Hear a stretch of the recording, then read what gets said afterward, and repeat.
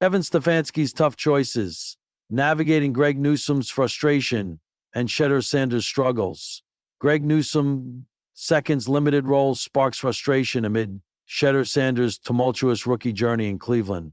A rift appears to be forming in Cleveland, not only in its crowded quarterback room, but also within its defensive backfield. Cornerback Greg Newsome's Tucson, a former first-round pick counted among the Browns' top defensive talents, finds himself increasingly vocal about being underutilized, especially in head coach Kevin Stefanski's system. Midway through the offseason, Newsome's discontent is becoming clear. Despite having the skills to play outside corner, Newsome primarily spent most of his time behind Denzel Ward and Martin Emerson Jr. Insider Mary Kay Cabot relayed on the Orange and Brown Talk podcast that, when asked, Newsome actually point-blank said, I need to know some things before I want to sign a long-term contract here. That blunt admission reflects his unease, not just about his playing time, but also about the squad's transparency with its talent. Dan Labbe, another Browns analyst, noted the change. Last year was the first year when they did have two corners on the field. He wasn't one of them. For a player entering a contract year, this drop in on-field involvement can have serious implications, statistically and financially. Newsome's outside corner ceiling far outpaces his slot designation. Even though he didn't vocalize it outwardly, the impact showed on the field.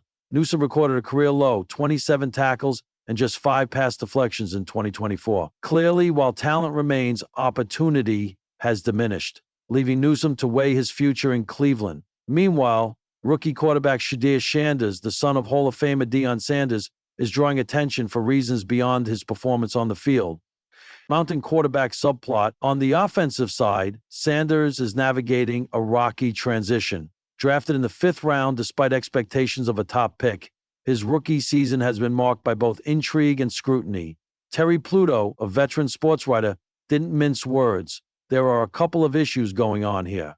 He criticized Sanders for 2 speeding tickets, one at 181, another at 91, and for missing a scheduled court appearance.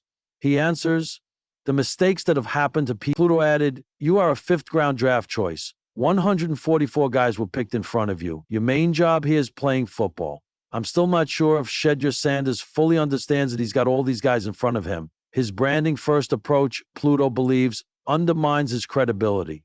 Despite the arresting persona, Sanders' football instincts aren't in question.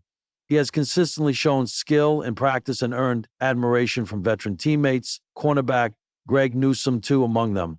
Still, the Browns coaching staff appears committed to measured development.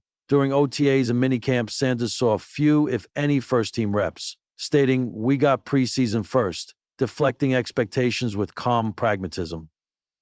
The Cleveland Browns locker room had grown quieter than usual. Not because the team was losing, it wasn't, but because cracks had begun to form beneath the surface. Kevin Stefanski, now entering his 6th season as the Browns head coach, found himself juggling more than just X's and O's. This season wasn't just about game plans.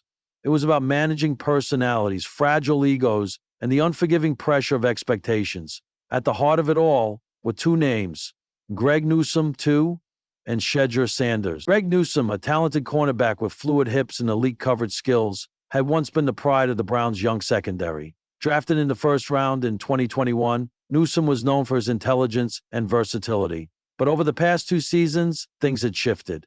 Denzel Ward solidified himself as CB1, and the emergence of Martin Emerson as a rising star on the outside often pushed Newsome into the nickel role, a position he never truly embraced. In this season, Newsome's frustration boiled over. After yet another week of rotating reps and post-game media questions hinting at his discontent, he finally snapped, albeit in a controlled, professional manner.